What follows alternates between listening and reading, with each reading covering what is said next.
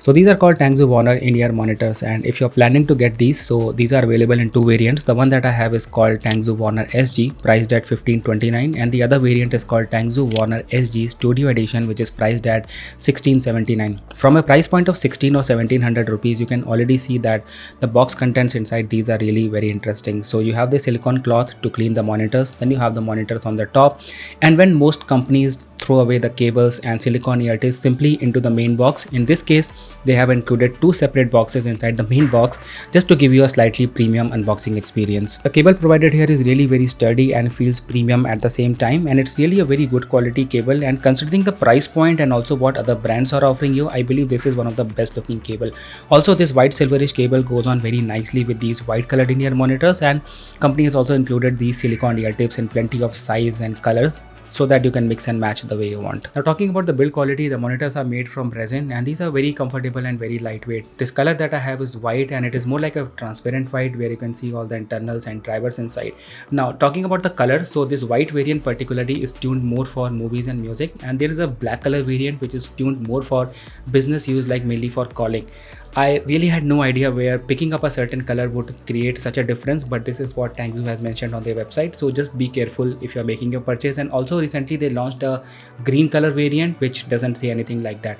Talking about the technical specifications, these are single dynamic driver earphones that comes with a 10mm drivers inside. And one more thing, the N52 magnets provided in these drivers are really very strong. Like when I was trying to take some shots and trying to keep the monitors close to each other, they were like always repelling each other. So that's how it is. Now, talking about the important part, which is the audio quality. So I just want to say that if you're someone who is already using a single dynamic driver earphone like anything from Sony, JBL or Sennheiser, and you are looking for something more, so in that case you can go with these Tangzu Warner.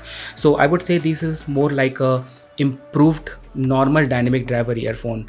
By improvement, I mean that it will give you more bass, it will feel more powerful, it will give you much better clarity, and it is slightly on a bright side, so vocals and everything are going to be very clear. Also, I want to say that if you are someone who is looking for an IEM and you are really confused, and maybe it's like your first time that you want to buy and you don't want to mess around with bass, treble and all that technical stuff, and you're looking for something that gives you more satisfaction rather than surprises, so I think you can go with these Tangzu Warner.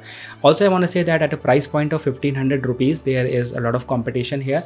So maybe you're looking for this Moondrop Chew 2, which I already reviewed a couple of weeks back, or maybe you're also looking for the KZ Caster at a similar price point. So I just want to say that from a perspective of Moondrop Chew 2, it's going to give you much better bass. These are like very bright in-ear monitors, but the Tangzu Warner is going to be more balanced and it's going to give you better bass, so it's going to feel slightly better as compared to Moondrop Chew 2. But just remember, Moondrop Chew 2 has like far better build quality and far better cable quality.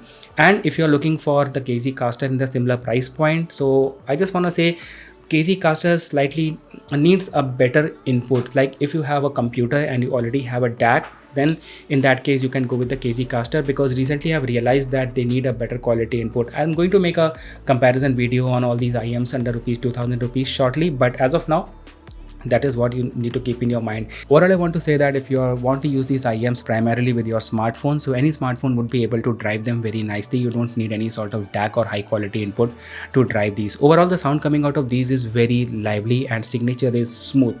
Not just smooth, I would say really very smooth. By smooth, I mean that they're not doing anything extraordinary with any of the frequencies. Like Moondrop Chew 2, they are emphasizing vocals, so which may or may not be liked by a lot of people. And when it comes to the KZ Caster, they are like acting slightly in a different way because they have dual drivers inside.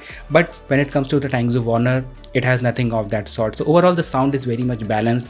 If you're using it for movies, you will hear the male and female voices very clearly, very on to the point. And if you're using it for music, yes, high frequencies, good separation. And if you're using it for movies which has a lot of bomb explosions and a lot of tank firing, so all that boom and is going to be really very nice. So anyway, if you have a budget of 1500 rupees, you can go with the Tangzu Warner. But yeah, I know many of you would be asking for what about the KZ EDX Pro and KZ EDX Pro at a price of 1000 rupees. So I would say at a price of 1000 rupees, those are also good. But if you can extend your budget and go up to 15 or 1600 rupees, then this is going to guarantee a 99% satisfaction, I would say.